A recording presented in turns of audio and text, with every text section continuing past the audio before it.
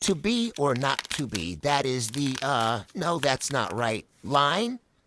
Oh yeah, hello everybody. My name is House Roof, and today I'll be reviewing the Invisible Man 2020 film, directed by Lee Whannell, starring Elizabeth Moss as Cecilia Cass and Oliver Jackson Cohen as Adrian Griffin, the one and only Invisible Man, although that phrase might not apply in this case, but more on that later. If you haven't noticed, I've changed my layout quite a bit because I realized my reviews weren't getting as much views as I had hoped they would. As I was making my new layout, I thought to myself, who am I expecting to watch this? I think I've been taking myself way too seriously, so now I'm going to use this as an opportunity to experiment with the way I present things, and eventually I'll find something I really like or something everybody really likes to become my permanent style. But until then, expect the unexpected because the only consistency is inconsistency. Anyways, back to the review. Did you know the Invisible Man 2020 movie grossed $147 million globally with a budget of only $7 million? Quoting IMDb, after Cecilia's abusive ex takes his own life and leaves her his fortune, she suspects his death was a hoax, as a series of coincidences turn lethal. Cecilia works to prove that she is being hunted by someone no one can see. Towards the end of the movie, she manages to shoot the figure after spraying him with a fire extinguisher, but unmasking the figure reveals Tom is in the suit, who was Adrian's, aka the Invisible Man's brother.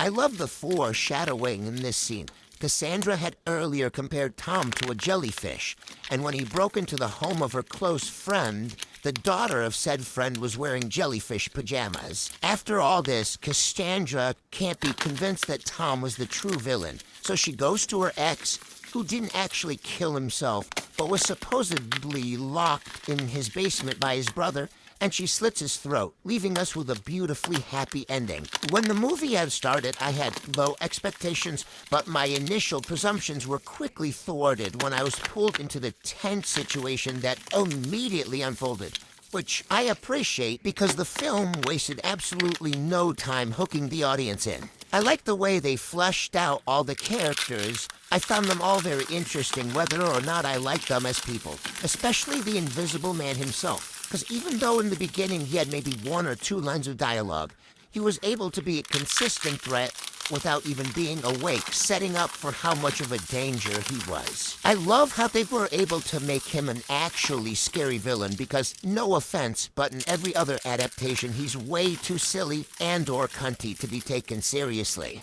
Also, if you take into account that he has to be naked in order to be fully invisible, the implication of danger quickly becomes comedic. At least that's how it feels for me. At first, I didn't like the change that they made with him being able to wear a tech suit that turned him invisible, but I realized it was probably in their best interest to do this because, 1, now there was absolutely nothing funny about the Invisible Man, and 2, it gave the audiences something new to latch on to because as cool as the body horror sequences with the Invisible Man would be, it's nice to see that there's finally a scientist in media that doesn't rely solely on alchemy and such, but rather is tech exclusive, which I'm realizing we don't see often in the horror genre. This movie was definitely worth the hype, and I noticed I was on the edge of my seat the entire time, so I will be putting it at A tier. Now this is the part where I take a bow to, did I do it? Is that it?